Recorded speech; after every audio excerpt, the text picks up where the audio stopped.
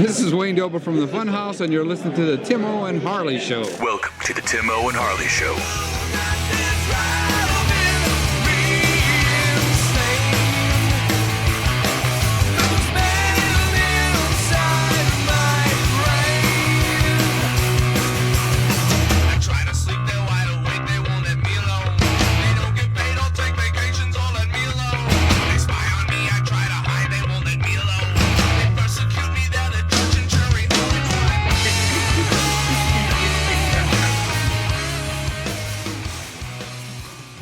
Thank you for listening to Timo and Harley Show. I am Timo. Over there is my partner in mind crime, Mr. Ben Harley. Say hello, Harley. What is happening, people? Ben, happy belated birthday, Harley. Hey, thank you, Timo. Thanks, my friend. Almost squeezed by us there. Almost did. Almost. Yeah. Almost squeezed by me, too, man, I tell you. Now, is this 49? Is that what yes, you are? Sir. Okay, well, see, that sucks. Minor 49er. Well, that kind of sucks because that's kind of like being 20. Yeah. Because you don't get your AARP card until you're 50, and that's what you wait for, isn't it? Mm-hmm. Yeah. I can't wait. Oh, 4:30 p.m., and dinner specials. Oh, come on. Are you kidding me? Oh, man. Oh. MeTV has got me like demographic hardcore. Hardcore. Yeah. They advertise easy telephones for me, hearing aids. Walkers to get around, you know? I really do dig the big padded or the phones with the huge numbers on them. I appreciate those. I do too. And I can still see the numbers. It's not the fat. I just like them. I don't know why. Rotary cellular phones. Yeah. But it is your birthday, and you had a special birthday treat present, I guess. Not really a treat, yes, sir. But a present. Your daughter, she had a flat tire, as it says. She had a thyroid bump or something like that that they took out, correct? And she's going to be okay? Yes, sir. Yeah, yep. And she had surgery on the 29th. So I know we're in the space-time continuum, but they talked about removing half of her thyroid, but they ended up doing all of it, which I'm good with too. So, but she did have a little bump under there, and they removed that as well. And but they checked her lymph nodes, which came back benign, which was really good. Yeah, it's been kind of a scare for us too, because they, the first what do you say, prognosis or diagnosis, Tim? I've always messed up, but it was, there's about a 70% chance she might have thyroid cancer. But we'll find out a little bit more once the results from the thyroid come back. But it does run in my family with some of the women, not myself. I know I look like a woman sometimes. But, well, there's like 3 males in the last 400 years of your lineage, right? Yeah, pretty much. Yeah, exactly. You, your brother, your dad. There's another guy I've never heard of. So yeah. So, but so that went really well, and we kind of she wanted her privacy a little bit, not because she's that private of a person, Caitlin, but she was a little scared and stuff too. Sure. And we wanted to kind of see what was going to happen first before we, let off any alarm bells either, right. too. And so just like you guys were cautious too with everything.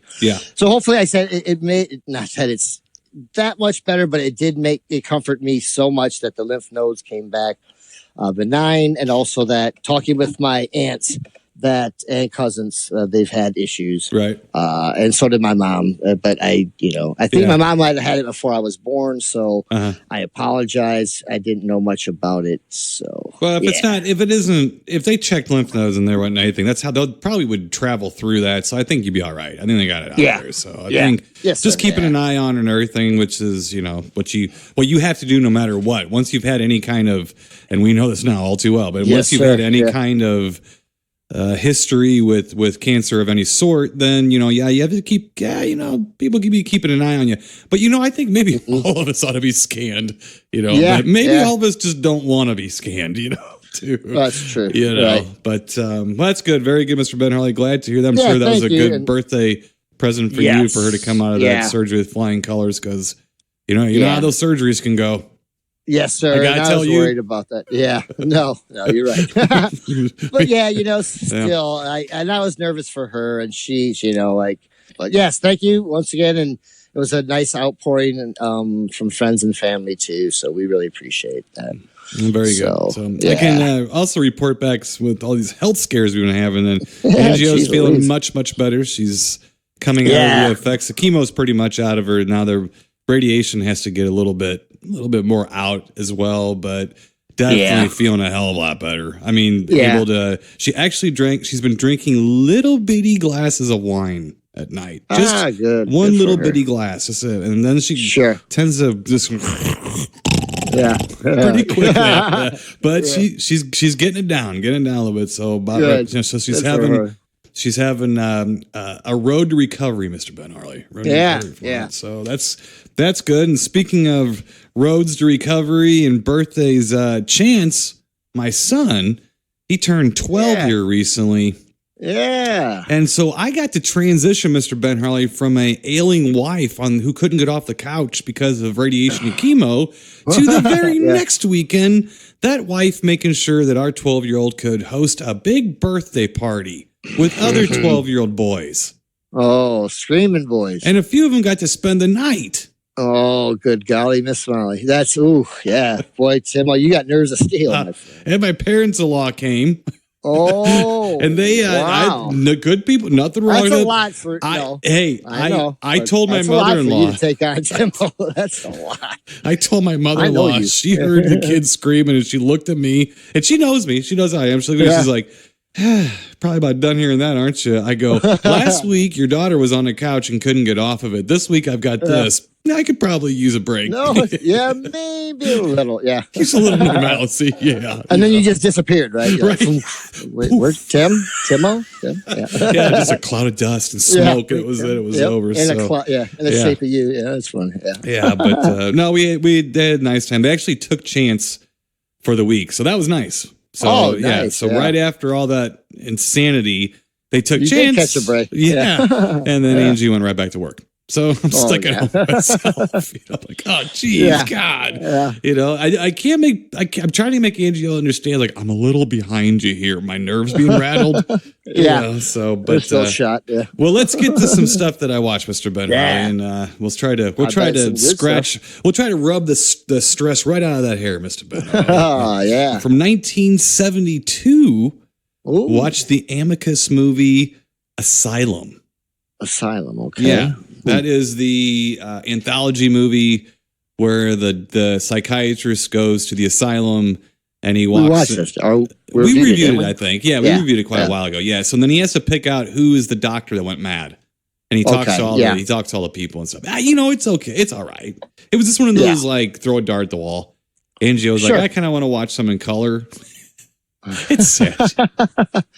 Poor Angie. I know, Mr. Ben. So, but anyway, so we pulled that out. It was not too bad. What's interesting is that the director directed one of our official films for this week. Oh, nice. All right. So, I'll leave that fluttering out there in the wind until we get to it. But last up, Mr. Ben Harley, from 1986, I watched a movie starring Andrew Stevens. Oh, okay. Yes. Scared Stiff. Oh, okay. Yeah. Okay. This movie was a VHS movie. Yeah. Period. It came out on the VHS shelves. It's basically ghosts of slaves, voodoo, monsters, evil slave owner who, of course, is a composer. Oh, yes, of course. Aren't they all, Aren't they? Oh, yeah. So it's a ghost story about a plantation that used to have an evil slave owner, I guess, as opposed to the heroic ones. Well, yeah. But a real evil, slave owner, nefarious, evil. Okay. Yes, the extra evil type, I guess. I don't know what I'm trying to fucking say. It's just one of those movies I hadn't seen since the VHS days, and of course, you know how I get. Nostalgic. I can't see it. I don't got it. I couldn't. Yeah. Damn it. What the hell? Was it good? I can't remember. It was all right. It was okay. It was one of those, it's 1986. It's like, I don't know, Witchboard or something where you really have to go into the movie before the real good shit happens. I gotcha. Yeah. So, but it's not that bad of a story. Andrew Stevens, he goes a little over the top in it, I guess, because he keeps becoming possessed. by the spirit of the evil, I mean really evil slave owner. The extra evil slave owner, yes. Who turned into an extra ugly monster, might I add. Did he? Yeah, but they did deliver on some monsters and some really goofy practical effects and stuff. Yeah, you're all right on that. Right? You know, it was one of those movies I got really debating because this is exactly the kind of thing that I float to you. To review, and I thought, this one I just want to watch it. I just hadn't seen it in so long, and I didn't know if it would be a Petri dish movie or not, but it's not. Yeah. Maybe if it comes up on Amazon, which I'm pretty sure it probably will, we can review it or something. I think you might like it, actually. I think you might think it's okay. So, but anyway, that was it. That was Mr. Ben Harlan. What you got? What'd you watch? What'd you look at? Let me see, Timo here. Let me get my thing. Whip this thing out. Right whoa, quick. Let me duck. Whoa, hey now, yeah. Let's see, my man. Now, it's got two things real quick, Timo. All right. You gotta warn me. You turned back around. Yeah, look out. Actually, Timo, let me take a little sip here. Hold on. I don't even know what that means. Okay. Timo, you know me. You know I like part dues of a lot of movies. Yep. I do. Mm-hmm. Jaws 2. Caddyshack. No, you take that Cannonball back. Run? No. Okay, sorry. No. Exorcist? No. No. Halloween 2, though. I like me some Halloween 2. Okay. What? Revenge of the Creature? That's a part 2. All right. Revenge of Nerds 2. That's a good one. That's not a bad one That's either. Not bad. You know. You know me, though. I mean, they're not always my favorites. I got you. Yep. You like the dudes. Yep. Yes. Yeah. And so this is a part due that I watched. I taped it. I think it's on IFC, but it's Aliens, Timo. You heard of that movie, right? Yes, I've heard of it. Alien. Yes. This is with the S on it. I actually saw Aliens in a theater. Yeah. Yes. That was good, wasn't it? Mm-hmm. But I like this film, but I said it's a little hard to watch on there because they cut all the cussing out, which me, I don't really dig all the cussing, but it's just I don't know.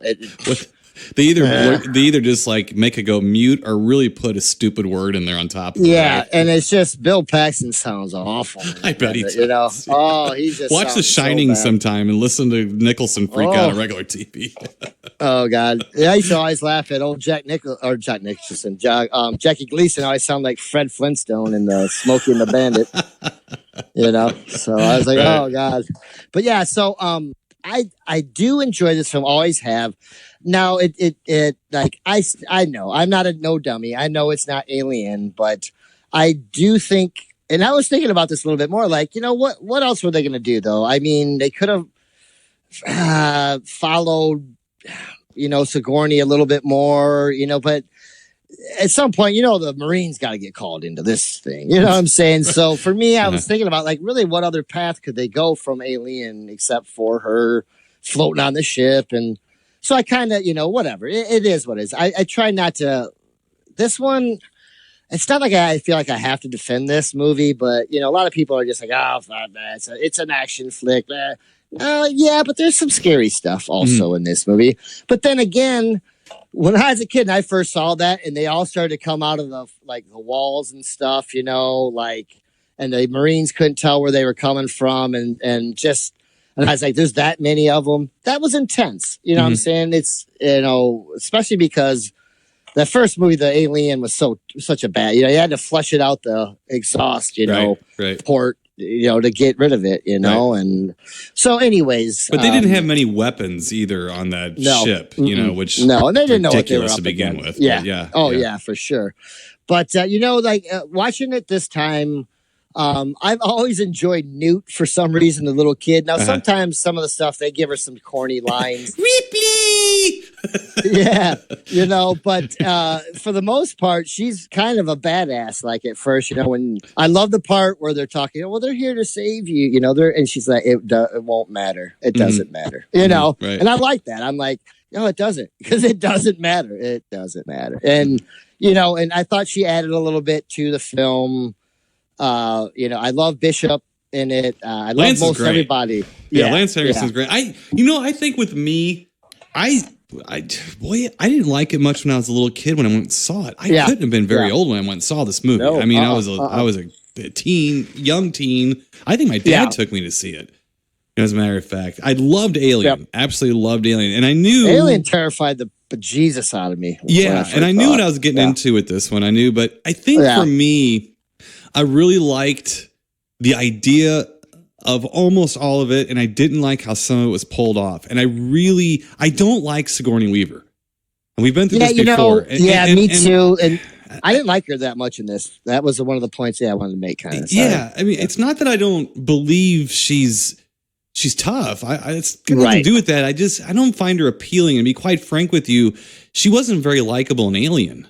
No, and I think if people would actually, if they can't do this now. It's almost like going back to Halloween when the people saw Halloween and they saw it a completely different way than they see it now.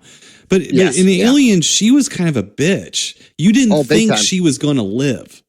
You thought it was going to be like, Tom Skerritt maybe and somebody else, or at least her and somebody. You did not think that she would be the last person standing. No. In that group of actors, especially, nothing like that, which was cool. That was part of what was cool about it. Sure. So you kind of went with her only because she was the last vestige of humanity. Of hope. Yeah, at all. Yeah. I mean, I like the cat more than I like Jonesy. I liked him way more than I liked her. Now, that carried over with me a little bit because she is kind of a bitch. I mean, like, no, it's not because she's assertive. That's not what I mean. I can just hear the cackles going right now. It's like, no, I don't find her very appealing. But the other thing is, I like the idea of it, and I like it up to a point a lot, and then it gets to be like long-winded, really long-winded. The part though when she's trying to get to the queen is boring. Yeah, it's boring. We seen that we saw it in the beginning in Alien, right? When she's trying to get to the escape pod, we saw the same thing. Right. You know what I'm saying? Right. But I think too, Timo, with what I didn't like this time, and it's always been kind of a sticking point with me, is how they make the military guys, most of them, look dumb as hell. And she has to take over because she's smart. It is like, no, come on, man. And then that's nothing against her, but I'm like, some of it just was a little bit much, and I've always had a problem with that kind of stuff. And it stuck out a little bit more this time watching it to me. But I still really enjoy most of the film. I do. And I think a lot of it too, for me, the bottom line, I guess, is I wanted to see people getting revenge on aliens because the first one made me as a viewer and a kid, and I was 9 when I saw it, and it affected me. It really did when I saw it. Too. Big time. Yeah. And I wanted to see, because I felt helpless in watching the first Alien. I felt helpless as a viewer, right? That and I was so happy to see finally someone whip ass on those things. You know what I mean? But then again, then they shoot them, and then there's the acid, and you're done, man. Like, and I did like to, and watching it again. Oh God, the TV show, the guy that's in it, the smarmy guy. Oh no, Paul Reiser. Paul Reiser, yeah.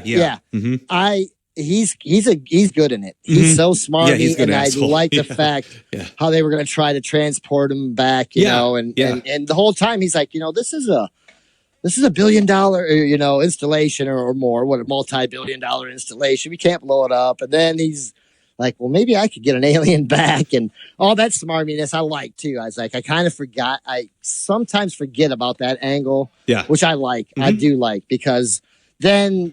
You're like, oh man, who do I trust? He's as bad as these aliens and stuff. And he plays it good. So I've never really liked him, and I like him as a bad guy as an actor, because I don't like him much as an actor. I think he's good. He is what he is, but I prefer him as a smarmy jackass. Right. Yeah, but I like the ending. I like Bishop getting cut in half, and he says, "Not bad for a human." Yeah. He was great. Lance Henriksen was great in that film. It's just, and that was a good ending. Yeah. You know what I'm saying? As far as a red herring or what have you thing. So, yeah. It was kind of an overload for me. Here's the thing, though. If this movie was made today, exactly from point A to point B, the exact same film, like if they put this on a shelf from the time they made it until now, we would be singing its praises, and we'd be trying to find ways to impregnate it, to make more little movies like that. Yeah. It's just, when it came out, you expected I don't know if it's what you expected. I'm not sure what it was about the movie, Harley. I think it's just I love the gothic tone of Aliens so much that even though I didn't think it would bother me in Aliens, it did because it belittled the monster. Yeah, a little bit. Yeah. And like they tried to get back to it with Alien 3.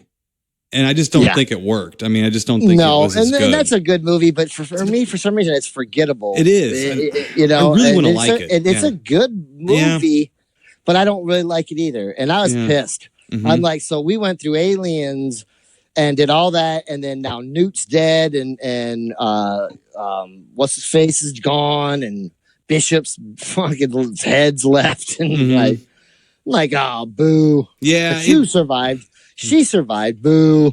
I was right off the bat. I was booing. I really was. So I had I don't know, and it's really dark too, and I mean dark, like lit. It's almost lit by candlelight. The whole movie is, and that you're right. That's not great either. But I think that you might be onto something there too that I might not even be queuing into fact because of I have an uneasy relationship with Aliens.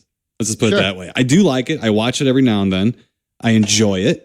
I like it much more now than I did then, but I do see the parts I didn't like then, and I do think it's just too long. It's like 20 minutes too long. Yeah, I'll give you that too, for sure. And I think maybe that's the major thing. So it's exhausting. Yeah, but the mother alien is impressive. Mm-hmm. That part is impressive, man. Yeah. Oh yeah, very good. Yeah. And I enjoy, but so I thought you'd enjoy talking about that one, buddy. What else? I got a question for you. We were talking about Mark, our good friend Mark Diamond. Was talking about humanoids from the deep, and I thought about it. I think I mentioned it in our thread that I do believe that would be the creature from the Black Lagoon would be the original gangster humanoid from the deep, right? Am I right or wrong on that? The OG. He's pretty close to the original. Yeah, he's like the women too. Yeah, there was. He was amphibious. What was the Captain Nemo or there was one of those stories that fish people under the sea, but I gotta think as far as monsters go, I think Creature's probably a prototype for the humanoids. All three of them. Exactly. Now Mark Diamond from the Dwarves. Mark Diamond from the Dwarves. I think he had a couple cocktails and decided just to let us know that that humanoids from the deep was bad. And I threw my 2 cents in because I think Vic Morrow is a special kind of oily in that movie too, So I got a lot of special spots in my heart for that movie. Yeah, and it's funny too because I don't like it as much as you do, but I certainly don't dislike it. Yeah, the movie, as I've gotten older, the movie's not near as good as I liked when I was a kid. But I still, like I said, monsters and boobies and Rob Bottin. That was the three for me. It's three, the three crowning jewels. Yeah, monsters, boobies, very smart monsters too. They went right for the top every time. And so hey, I gotta appreciate that. It's a fun little movie, man. Oh yeah. And at that time period, being a young youth. A male. Ooh, yeah, that was right up my alley. So for sure. Good old was it Doug McClure too. I mean, you can't go Doug McClure. And I mean, you got some real it just looks like those guys all went to work with patches on their elbows, like in their suits and stuff. I don't know, wearing the hush puppies. It oozes of the time period, the cast and everything. So, and that's another movie too that is certainly people's age. Oh, for sure. And I saw a thing that's very obvious, and we do talk about this. I don't think it might have been John Carpenter. Somebody was saying that we see movies through the prism of how old we were when we saw them. Yeah. Yeah. So, for instance, Danny Hicks does not like John Carpenter's The Thing. I don't even understand that. Yeah, as an actor, I don't understand how you could not watch that and appreciate. However, Danny Hicks was a kid. Sure. And he saw Howard Hawks' The Thing. Yeah. Or was it Christian Knighty was a director? But it was Howard Hawks' The Thing. Yeah. And he loves that movie. And it scared the shit out of him. So I'm looking at that thinking that might have been his Halloween. Sure. Yeah, for sure. That's fair.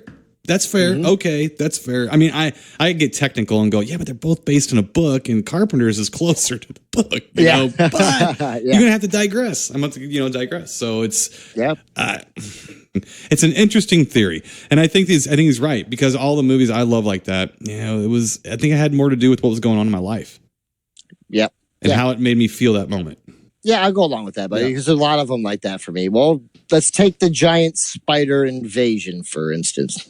Did you watch the giant spider invasion? No. Okay. But that scared the absolute bejesus out of me. It was creepy, man. Yeah, not on the scale of Alien, but I was probably a little bit younger when I saw it than. But man, I'll never forget. Even if I never saw that movie ever again, I'd be saying to you, Timo, man, there's this movie when I was a kid, because I still remember it, but so, and I can totally appreciate that, with people, and it is the time period. So, but that's it. That is it. Let's get to our official films then, Mr. Ben Harley. Yeah, let's do that. Go in chronological order. We'll get to the 1974 film, The Legend of the Seven Golden Vampires. Yes. Directed by Roy Ward Baker, who did Asylum. Okay, actually. There we go. Yep. I'm going to get out a movie guy and give you a short storyline. Synopsis there. It started so promising to me. Yes, there we go. All right. While lecturing in China, Van Helsing agrees to help 7 kung fu trained siblings reclaim their ancestral mountain village, now the domain of 7 powerful vampires and their army of undead slaves. Yep, that's it. Yes. So really what this is, and I'm not sure what it is. Well, I started kind of picking in this, thinking, this is more of an adventure into the wilderness with attacks along the way, which is pretty much a formula 70s, 80s fantasy film type of thing. So this is really close to like the Doug McClure, speaking of him, dinosaur goofy movies and stuff, where you're getting from point A to point B and lots of unbelievable crap is happening along the way. This was a Shaw Brothers and Hammer co-production. Okay. So Christopher Lee is Van Helsing. This is his last Van Helsing appearance, actually. Really? Yes. So he goes to China and he's lecturing and he's trying to get people to buy into some of this vampire lore and shit like that. And then there's a guy there at the lecture. Right. There's a guy there at the lecture who lives in a village that's very interesting to Van Helsing because it is a village of a vampire legend. Yeah. Basically, with the golden vampires and this and that. So him and his kung fu brothers and sister, they escort Peter Cushing, his son, and also Julie Edge along the way. She is the rich widow who funds the expedition, Vanessa Buren. She's also in Creatures the World Forgot and Mutations, otherwise known as Freakmaker, and lots of other curvy and now she's in my heart. So. She's in your heart. There you go. So, interestingly enough, you think that Van Helsing's son is going to have some eyeball relations going on with Julie Edge, but no. He starts getting a little bit of a hankering for the 7 brothers' sister. There's one sister with the protector kung fu guys with Peter Cushing, and so there's a little romance. There's a little bit going on. Nobody for Cushing, unfortunately. I guess he was past his prime. But this really is. It's very much like a fantasy film like that, but it's shot by kung fu theater people. Yes. Yeah. Totally. So Roy Ward. I'm glad I don't have that name. Roy Ward Baker directed it, but there was, I think his name was like Chi Chang or something like that. Directed the the Chinese parts, like the kung fu scenes. It looked totally like I was going to ask you. Goes into a totally different speed. This got a Godzilla feel to it. Like has this got Godzilla Raymond Burr type thing going on? Because it felt a lot like that. It was made that way as opposed to Godzilla, but you're not too far off the beaten path. So there's lots of kung fu fighting with Chinese vampires. One thing I noticed through and Harley, I know you like some kung fu movie. Don't play around with me now. So now the vampires in the Chinese movies, they hop. Okay. Yes. Now everybody laughs at that. Well, it's because their feet are bound. So they hop. Yeah. So that's how they get around. And I watching these vampires, they were trying not to hop. Did it look like that to you? Yes. Yeah, like it was people like extras like, you're a vampire. Stop hopping, Phil. Stop what you're doing. Yeah. No, it like Timo, this movie really started out very promising. I was digging in. I was like, all right, then I don't know, like it now just like Humanoids from the Deep. Yeah. This film has a lot of booby snatching, a lot of, and some pretty little girls and some, but like, I don't know. The vampires I thought were kind of cool at first and they transition a little bit more and stuff. But most times they look like they had like these decent, cool, like masks on. Right.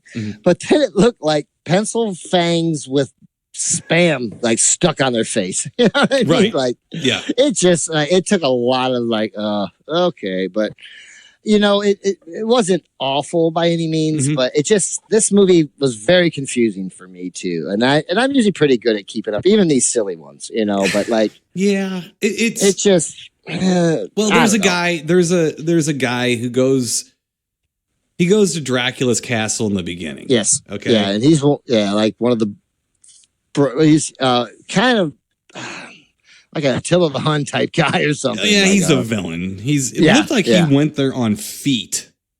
Okay, so he finds Dracula, who's sort of a flamboyant, like local horror host. Yeah, Dracula, not a handsome fella, not a handsome lad. No, by any means. Yeah, and he tells him like he wants Dracula, since Dracula is, I guess, the king of all the vampires. He wants Dracula to resurrect these 7 vampires that could screw with his village because he wants to take the village. Something like that. There's something going on. So basically, Dracula's like, you don't tell me what to do. But then Dracula gets a bright idea. He gets a little wild hair up his ass. He's like, wait a second. I can do something. I'm going to possess you. Here. Yeah, I'm going to possess you. So basically, he turns into the Chinese guy. And then the next thing you know, you're with Peter Cushing and he's telling the story and things are going on. And yeah, it is a little jumbled.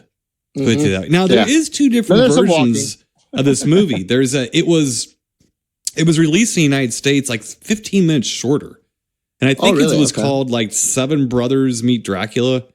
It was a similar title, but it was like 15 minutes shorter. I don't know if that helps or not. I've seen this before. I don't know which version I've seen.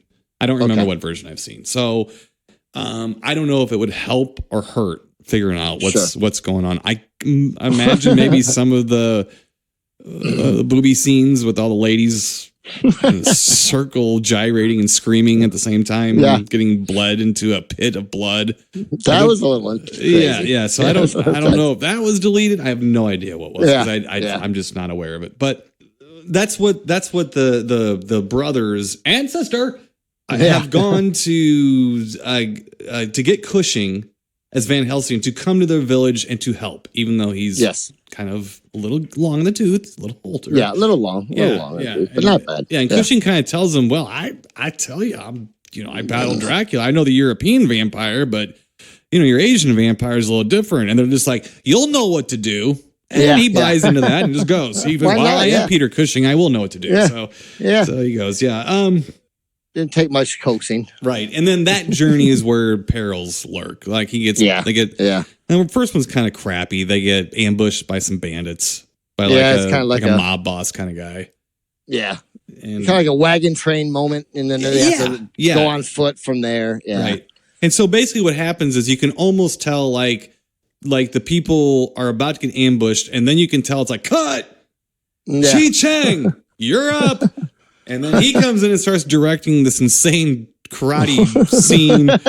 Yeah. And Peter Cushing and the other Western actors just mill about looking distressed. Yeah. And impressed. And that kind of goes through the thread of the film. Yeah. Yeah. I mean, that's kind of where it goes. A lot of kung fu. Yeah, a lot of kung fu. Not the best kung fu, but right. There's too many vampires. There's just too many vampires for me to keep up with. It's like Aliens. Yeah. There's lots of vampires in someone. And they do have some we have some great vampire bat on strings moments. I mean, they don't shy away from that shit at all. No, sir. Just right on there. And then their medallions are really funny. They have these special medallions that the vampires wear. If you pull one off, apparently you deflate. Yeah. Oh, yeah. That was funny. When the farmer guy first came in, he did that. He's trying to save his daughter. Right. He deflated the one guy and then split. Right. He's like, I'm out. Yeah, with all that close contact combat, it's like, pull the bat off. Yeah. Use a move, man. Pull the bat off. So it's as soon as they're down to the last vampire. Boy, what a crap end battle between Peter Cushing and Dracula. Gee, I can tell you what. Yeah. The original one's way better than that one. Yeah, for sure. No, it fizzles like well, I'm like, well, okay, we've seen this a billion times, but because what do you say, Tim? The guy that played Dracula was only in it about 3.5 minutes, maybe 5 at the most. They actually offered it to Christopher Lee, and he read the script and didn't want to do it. Yeah. He's not. He ain't no dummy. Well, it's sort of like it's a kung fu movie where like these Hammer guys, these snooty Brits came in and said, "Let us write a cohesive story for you." Yeah, and they came in there and tried to like class up the joint, basically. Yeah. But what you really get is it's an uneven, odd, and awkward mix of Hammer sensibilities and Shaw Brothers sensibilities. However, that being said, I can't say I fell asleep watching it. No. I was like, oh, I mean, it wasn't the Devil's Sword. No. It wasn't quite there. And maybe I was calibrated wrong. Yeah, we probably should have watched this one first and moved. Yeah, this could have been a better warm-up act for the Devil's Sword. And here's the other thing, too. I can't poop on this movie. I'm going to give it a very mild grade. And you know what? I'm just going to give it a normal Great Babe because I did enjoy it. But there's something that pulled it from a mild Great Babe to a regular Great Babe. Okay. We are treated to more than just the occasional hair flip, my friend. Oh, yeah. Yeah. We have complete hair displacement going on in this thing.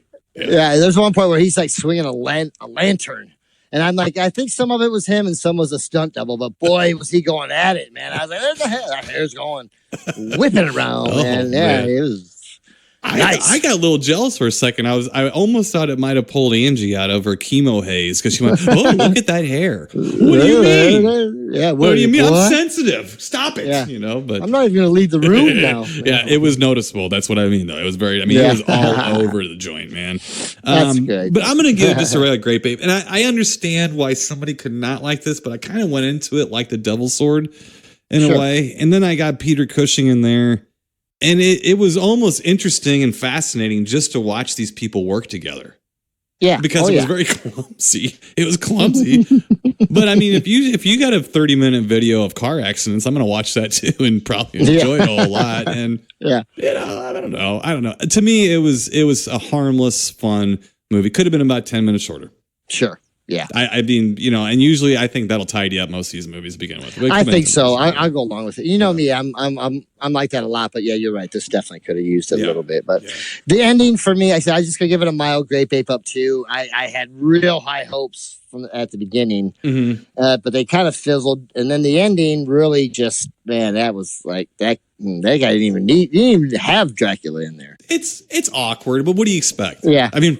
Yeah, honestly, and I wouldn't blame you pooping on doing anything else. I'm just saying that that's just how I am about it. I had a little fun watching. It's not a great movie, but it's a lot of Shaw Brothers movies and quite a few Hammer movies too aren't the greatest. No, you know, and so this is like two of the lesser movies on both ends of the spectrum kind of coming together. But look, you got Kung Fu, you got boobs, you got vampires, and Peter Cushing's hair going all over the place. Yeah, so what do you want? Exactly. What more do you want, right? Exactly. Come on. So what are you going to do?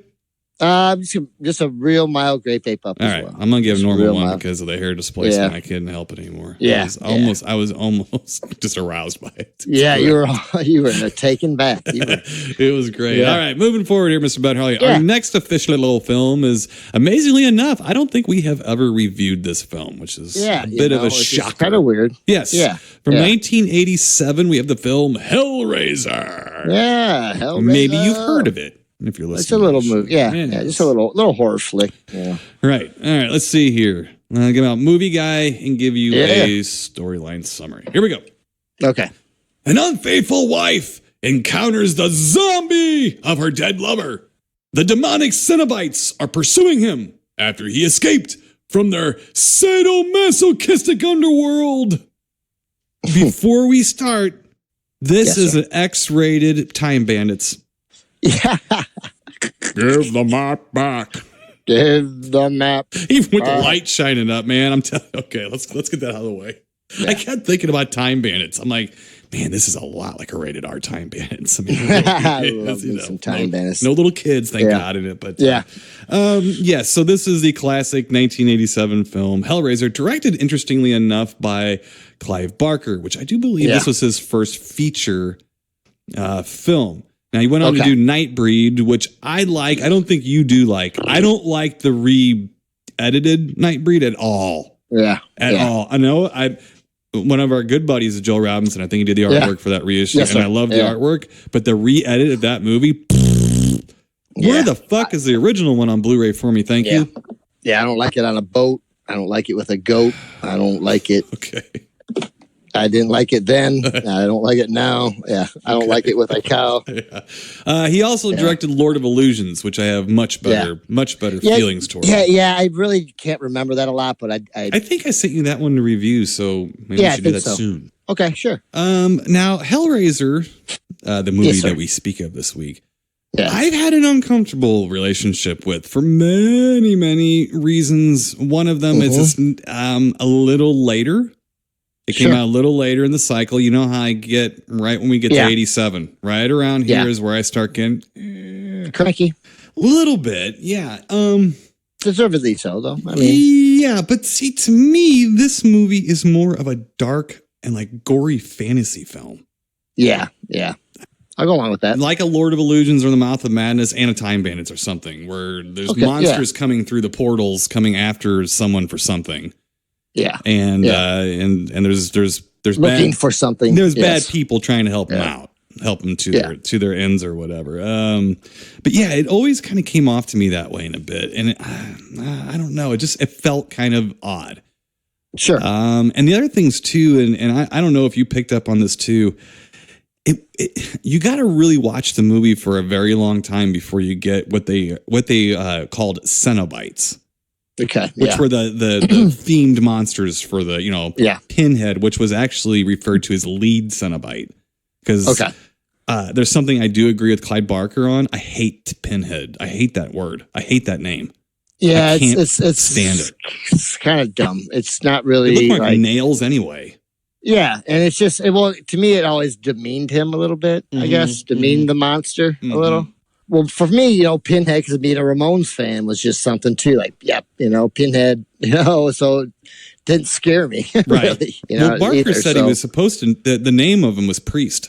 That was going to be the name as Priest. Yeah, that would have been cool. That would have been really, very unsettling. Or the Priest name. Or something of sorts, or, Right. Pinhead Priest. Right. And it was when the sequels to this film are a lot more of somebody opening the box and then getting menaced by those monsters. Throughout the film. At least that's my recollection. I'm not a huge fan of the series. I have seen, I think all of them I've seen. Most 1 and 2, a little bit. I can't stand the second one, but we're not talking about the second one. It's been a long time that I've seen it, but it's like, I really don't, I'm not a big fan. Right. But we'll stick with this one. This one, because this is different to me than that one. Most of the film really is Claire Higgins, who's playing Julia. Yeah. And look, she's still in love with, Andrew Robinson, the guy who plays Larry, her husband. Yeah. I guess she had an affair with the guy or... Guy's brother. Yeah, it's his brother. Yeah. This whole thing's nasty. It's just gross. Oh, yep. You know? It is. It is. It's kind of icky. And then you're like... It's smarmy, man. It is. So there's this weird love triangle. And then the mean brother, I guess he was the one goofing off with the box. And then he got taken away by the Cenobites. Well, he found his way back because Andrew Robinson bled on the floor of the house. Of the house where he was, That's where he summoned the Cenobites. Mighty convenient, but anyway. Oh, why not? Right? It is a horror film, so I shouldn't tax it on that too hard. But and then so the guy comes back as basically a mound of flesh and eyeballs, and then Claire Higgins, her character, just falls madly in love back with the thing, and just thinks the right thing to do is to start killing people to feed her ex-lover's corpse body the life force. And that's really the movie. The Cenobites ain't got shit to do with nothing in this movie, hardly at all. No. It's about and that. I realized that a lot more watching it this time. Mm-hmm. It's more like a vampire type of thing in a way. And what's her name is much more the villain in it almost than anybody, too. Mm-hmm. She's, and I always had a hard time with her in this film. Right.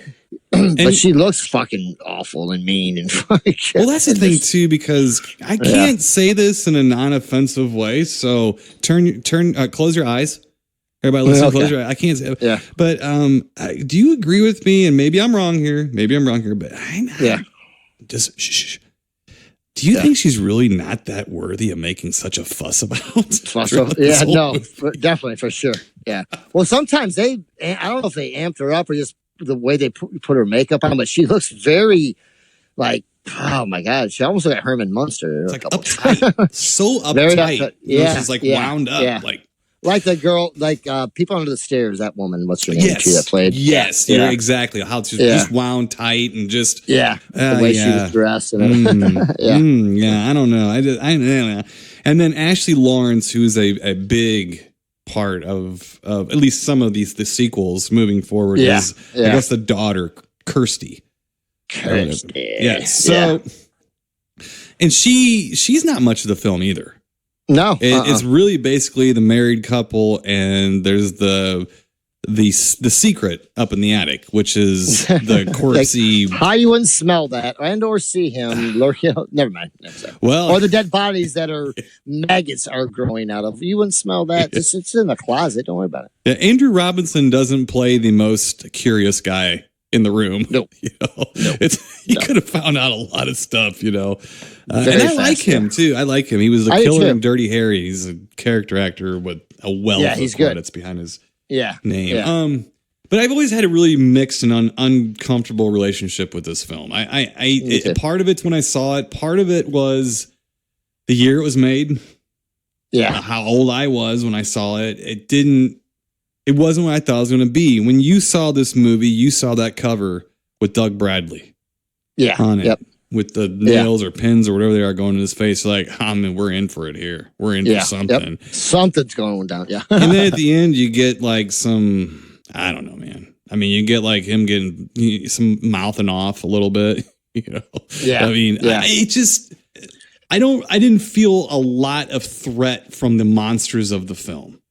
No, not in this version at all. I just didn't like, same thing, Tim. I've never really gravitated to this film very much. I do believe I saw it in the theater. Oh, okay. And I just didn't really, I kind of like the Cenobites. They were funny in a way because we used to laugh about them a little bit, but like they're very unique. Yeah. At that time. Yeah. Now they're just, this movie for me does not hold up well at all for me. Mm-hmm. I just think, but you're right.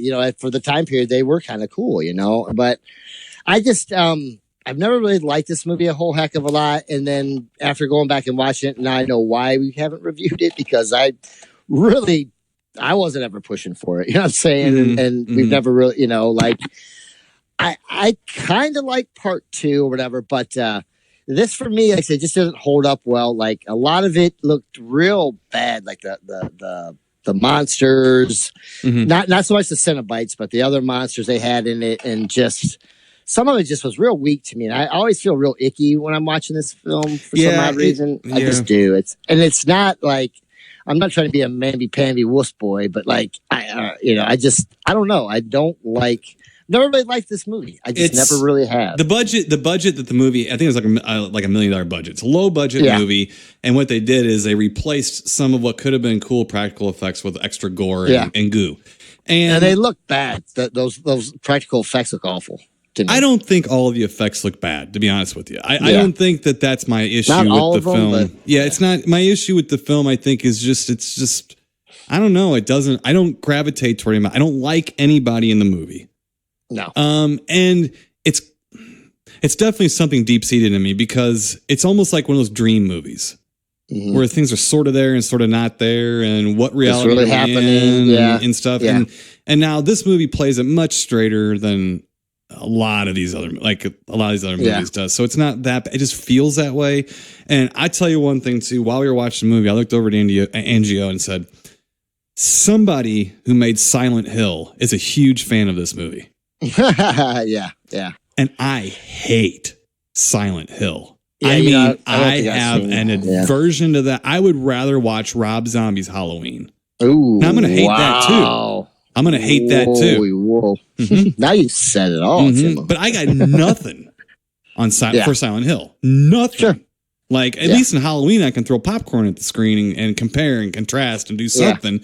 I got nothing for Silent Hill. I hate the movie. The sequel is even worse, so we don't even talk about that. I needed more monsters in this movie, and I needed them doing more things that were a threat to the people in the film, because the two people being icky in bed together, they all deserved each other. Yeah, and I hated her when I first saw this one. I absolutely hated her, man. I was, and I didn't grow to like her much more. You know what I mean? But I actually preferred her a lot in the movie than anything else. I just didn't really. As far as like her creepiness, she creeped me out a lot, but this movie just doesn't hold up for me. I don't like it. I do like part 2, mostly just because there's certain scenes like with the doctor, like the doctor is in, amputation, order of the day and stuff like silly shit like that. But I think part 2 is where they kind of like lose their powers to the doctor for a minute or something I didn't like. And I just don't really like these movies. I'm not a fan. I think some of the Cenobites are okay. I like Pinhead, but the rest of them I really don't like. I think they look pretty fucking hokey. I don't like Clive Barker. I guess I don't like Clive Barker either. I was gonna bring that up. Is my problems. I'm just not a fan of him. I'm just not. Yeah, I'm not a fan of Clive Barker. I'm also not a fan of Dean Arkuntz. Yeah. So I'm not a fan of either one of them. So we're fighting uphill. Yeah, to start with. I don't know what it is about these writers. I just don't like them. It's not doing anything for me. I want to be entertained, have fun, and watch these things. He's trying for you not to have fun at all. You know what I mean? And that's fine. From my recollection, I'm not a big fan of these movies at all. But from my recollection, I like the third one the most, because the Cenobites came to Earth and basically blew up shit. Yeah, and I thought that was fun to watch them like blow up like stores and cars are going everywhere. That was what I wanted in the first place. Was just they come showed to up Earth, in that nightclub and they were shooting CDs. And the thing is, I remember seeing Hellraiser 2 at a drive-in, and I remember by the end she's like, I don't know, skeleton hands or holding her hands or something. She's in hell, and I just remember yelling out, "Just stop! This is awful. What is going on?" And make it stop. And I really thought I was going to enjoy it, because I thought it was like, well, at least I get to see the Cenobites, but I don't like them going to hell. I didn't like it. Was that Insidious, where it was like, it was the remake of Poltergeist, except it showed what was beyond the light. Oh, yeah. And they went through, and I hated it for that. I'm like, oh, man, it ruined the whole thing. It's like, oh, my, you could never show me anything. No. Poltergeist that I already put in my own mind and Poltergeist that dude went through. All those people went through going through that light. Yeah, and that was a good movie the first time you saw it as a kid, Poltergeist. Oh, good God, movie. yeah. It's a great movie. It's still fun to watch. It's edited a little awkward. It's a little weird when you see it now. It's not as tight as you remember. But, man, it's still really good. Oh, but and I think something like that only highlights what I don't like about Hellraiser. The thing is, though, is that I don't hate this movie. I just never hated it.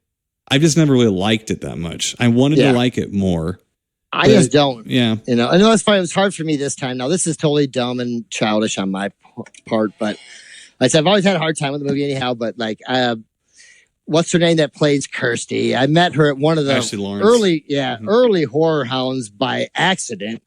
And it wasn't a great, nice meeting. I was walking around. I think I even had a disposable camera at the time. And I was just walking around snapping photos. And I took a photo of her from like 30, 40 feet away or something. And she like called me over. And I thought she was going to be like, hey, would you want, no, she read me the riot act about she had welder's eye and this, that, and the other thing and the flash photography. And I was almost like flabbergasted. I didn't know what to say to her. I was like, okay, see you later. And and I still don't like her. And I don't like her in the film. She comes across in the really jerky. Well, she seems like she's kind of just stuck in there to try to force you into liking someone or identifying with someone. And I can't. I mean, I just don't. No. I don't like. And then the bum going into the fire at the end and then turning into a cheap version of a gargoyle from the television movie Gargoyles. And I'm like, boo, boo. I couldn't boo hard enough at that point. So. Yeah. I don't like seeing families being ripped apart like that. No, me either. And that was hard for me when I was younger to see that, too. So, I mean, The Shining is about where it's one of the few things that's just, I can watch that because that thing was doomed to begin with, Yeah. But a happy family torn apart because and people killing each other and stuff, it's I don't know, maybe it's part of what I don't like about Amityville Horror also.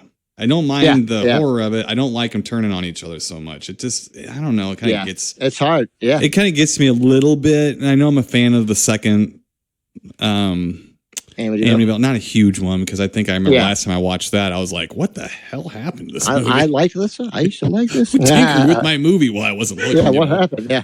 I'm trying to decide whether or not to poop in this movie, though, because it's not that I really hate it. And, I'm not going to, because I can't. I just maybe it's I don't like any body in the movie, and I just want things to be rearranged different and stuff. But I hate the second one so much that I think this one's okay to me because I hate that second one. I don't know, buddy. I think maybe I'm just I'm gonna poop on it. And well, just because I can't. There's not enough things holding up. I really don't hate the movie. Sure. But you said we both, I guess, said we haven't ever reviewed this. Isn't that surprising? And what you said is that, I haven't been pushing for it. Well, I haven't either. No, exactly. And that's neither what one of us. Yeah. So, and it's just, I don't know that I can poop on it, but I got to give it a way low on the totem pole review or, mildest of grape apes up because. Well, you liked it less than I did. So you got to poop on it then. Thank you. I'd love to. Because I wanted to give it a mild grape ape up too, but that's like giving it my approval. I just think it's for the money they had to work with, it was done pretty well. I do like the effects, and it was nice to see something at least done on screen. Some of the digital, weird, like, not only to call them digital, some of the weird graphic effects or what, and they can, that's awful. But I think they knew that was awful. They only had so much money. I get it. Right, I can handle a couple bad effects. It's okay. Sure. Yeah. And the gore was, it's actually kind of a lot less than I remembered. To be honest, it's bloody and gooey. But it's pretty gooey. Yeah. Right. You know what? Going back, there really wasn't. Going back, there really wasn't anything that surprised me. There wasn't anything that went, oh, this isn't that bad. There wasn't anything that made me say, God, this is awful. I just remember it being. It just is what it is. Yeah. It's sort of I don't think it's worthy of a whole franchise of films. No, me at all. And I like Doug Bradley as a person. a lot. Yeah, he's nice. I've met him a few times, and I became good friends with his ex-wife or whatever. So okay, or girlfriend. I think she's a nice lady. Well, me and him were walking past each other at a convention. At first, I didn't realize who he was. Yeah, and we were both wearing Peter Cushing t-shirts. Oh wow! And he says, "Nice t-shirt," and I said, "You too." I go, "He's my favorite actor." He goes, "He's mine too." Oh wow! Yeah, so we talked for a couple minutes about Peter Cushing. Hair flip. Yeah, no, he did that with the hair flip. Doug Bradley doesn't have a lot of hair to flip around. So I'm just saying. You don't bring that up. Yeah, and I like him. I do. And as a matter of fact, if I watch Hellraiser 3 right now, I'd probably at least have more fun watching it. It's more of a fun movie. It's not a good movie, but it's more fun. This doesn't have any fun.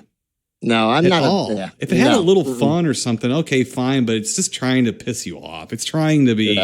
It's trying to push your buttons, man. It's like, and just like, some people like that. I don't need that. Yeah, I don't. And some people enjoy it. I mean, some people really enjoy that. And I mean, even as a kid, I was like, yeah, it's all right. Cool idea.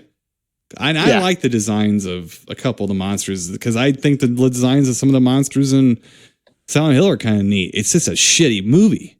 Yeah, right. I don't care. It's fucking awful. I'm not afraid of a good design. You know, I don't know. I don't know, Mr. Ben Harley. So, I think we've explained ourselves fairly well in Hellraiser. I think we both respect Hellraiser. I do. I do. But it. I just don't really, a lot of it to me came off real cheesy. The effects were bad for me for some reason watching it this time. And, I just did not enjoy it. And so, which sucks. I feel bad about that, but what can you do? And I didn't really hate watching it, but I don't like it that much. It's just not my kind of movie, but I understand why people like it. I get it. Yeah. It's not, I mean, for what they had to work with, again, I thought it was done well. Acting is, I think, pretty good in it. Oh, for sure. It's just not my thing. I don't find that appealing in it. So, all right. Again, for Hellraiser, and then I gave old Legend of the Seven Golden Vampires. I gave that one a great vape up. What did you do that one? I can't remember. Mild. I think I'm mild. Vape up on that one. I pulled you up from that one. I pulled you down for one and pulled you up from the other. Yeah, the wheels fell off of that one after a while. Yeah. All right, Mr. Ben Harley. Well, what can you do? I don't know. We can wait till next week and see if we have better luck watching whatever it is we decide to watch. Yeah, right. Until then, stay spooky, and we'll talk to you then. Keep it creepy, people. You've been listening to the Timo and Harley Show, brought to you by ScreenPrintingFactory.com, your affordable one-stop solution to all your screen printing needs.